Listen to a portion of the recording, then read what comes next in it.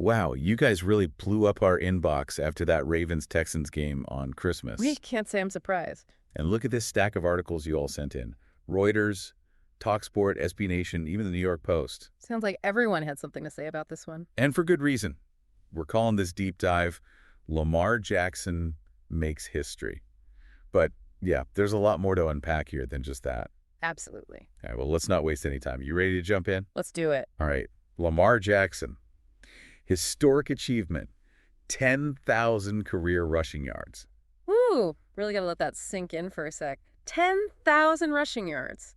For a quarterback, it's unheard of. Yeah, and he's not even 30 yet. It's not just about the number, though, is it? It's what it represents. What do you mean? Lamar is changing how we think about the quarterback position. Well, yeah, he's a dual-threat quarterback. Everyone knows that. Right, but he's taking it to a whole new level. You know, he broke Vic's rushing record. Yeah, I read that in one of these articles. I think it was the SB Nation one. But here's the thing. He did it in almost 40 fewer games. Wow, that puts it in perspective. Doesn't it? That's not just talent. That's a whole different breed of player, a whole different approach to the game. And then that 48-yard touchdown run. Yeah. I mean, did you see the speed on that? One of the articles, TalkSport, I think, said he was clocked at 21.25 miles per hour. Yeah. That's faster than the average NFL running back. I know. I mean, that's practically Usain Bolt territory. But with pads and a helmet, can you imagine trying to tackle that? No way. Talk about a nightmare for defenses. Exactly. It's not just speed either. He's got this uncanny ability to read the field, to see things before they happen. Then there's his agility, the way he can just weave through defenders, find these tiny little gaps that seem impossible. It's mind-blowing. It's like he's playing a different game than everyone else out there. Yeah. He's rewriting the rules of the position. And it's not just him. Look at what the Ravens are doing as a team. It's like they've built this offense perfectly suited to his strengths. Yeah, okay, but even with all that, the Texans' defense isn't exactly, the worst out there. And the Ravens, they still put up 35 points. Right. It wasn't just a one-man show either. Don't forget about Derrick Henry. Oh, yeah. Almost 150 rushing yards. So dominant. He was unstoppable. And it wasn't just their offense. The Ravens' defense completely shut down Houston. Only 2 points, and those came from a safety. What happened to the Texans? Well, their run game, usually their bread and butter, was totally stifled. Joe Mixon, he barely made a dent. How did the Ravens manage to do that? Well, they were incredibly disciplined on defense. Every player stuck to their assignments, didn't let the Texans' trick plays fool them, and they had C.J. Stroud under pressure all game. Yeah, he barely had time to breathe, let alone throw the ball. And the Ravens' run defense, they were just all over Mixon, reading the plays before they even developed, shutting him down before he could even get going. It was a complete defensive masterclass, really. But here's where things get interesting. The Texans, even with this loss, they've already clinched a playoff spot. How often do you see a team get absolutely dominated and still be in the playoffs? Right, it's a little unusual.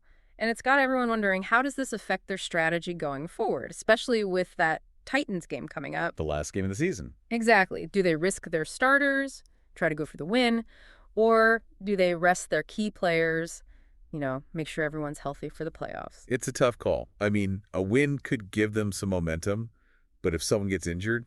that could derail their entire postseason. It's a gamble, either way. Okay, before we talk about playoff implications, though, we got to talk about what happened before the game even started. The, altercation. Yeah, a punt hit a coach, and then Joe Mixon kicked the ball into the stands. Talk about starting the game off with a bang. It sounds like something straight out of a movie. It definitely got everyone's attention, that's for sure. But honestly, it's not that surprising, is it? Not really, no. These are high-stakes games. You've got the pressure of the playoffs, the rivalry between these two teams. Things are bound to get heated, right? It's easy to forget sometimes, but these are real people out there. They're not robots, They feel the pressure, the emotions. Exactly. And sometimes that pressure, it just explodes. Yeah. Makes you think, huh? Okay, so let's look ahead to the playoffs. Where do both teams go from here? The Ravens are on the verge of clinching the AFC North, but they've still got that tough game against the Browns coming up. That's right. It's all in their hands, though. If they win against the Browns, the AFC North is theirs, no question. But the Texans, their situation is a little more complicated. Even though they're already in the playoffs. Yeah, making the playoffs is one thing. Making a deep run, that's another. And this loss against the Ravens, it exposed some weaknesses that they're going to need to address. Like what? Well, their run game, for one. They couldn't get anything going against the Ravens, and that's usually their strength. Plus, Stroud seemed rattled under pressure. If they want to compete with the top teams in the AFC, they're going to have to find a way to protect him better. Yeah, if he's getting sacked every other play, they're not going very far. Yeah. Right. So the Texans, they've got some work to do. It's going to be interesting to see how they respond. So we've got a record-breaking performance from Lamar Jackson, a dominant win by the Ravens, a pregame brawl. Yeah, this game had everything. What stood up most to you? I think what's really fascinating is how this one game kind of reflects the bigger picture of the entire NFL season. How so? I mean, look at all the upsets we've seen this year. Nobody predicted the Bengals would be doing this well. And then you've got these crazy tight races in almost every division. It's like the balance of power is constantly shifting. You're right. It's been a wild ride. It has, and I think it speaks to the parity in the league this year. Any team can beat any other team on any given Sunday. It's what makes the NFL so exciting to watch. Absolutely. And to all our listeners out there, here's something to think about. Lamar Jackson is breaking records this early in his career. Imagine what else he can achieve. How will his style, his impact on the game, how will that shape the future of the quarterback position? What do you think?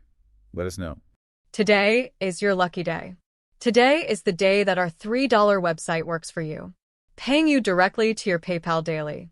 Imagine $3 ongoing continuous payments to your PayPal account. Imagine falling asleep and waking up to $300 in your PayPal account. How would this make you feel? How could this help you? What bills could you pay? What kind of fun could you have? What does that retirement look like now? All for a one-time payment of $3. This website is DFY done for you, fully built and completely hosted, and never stops collecting payments for you.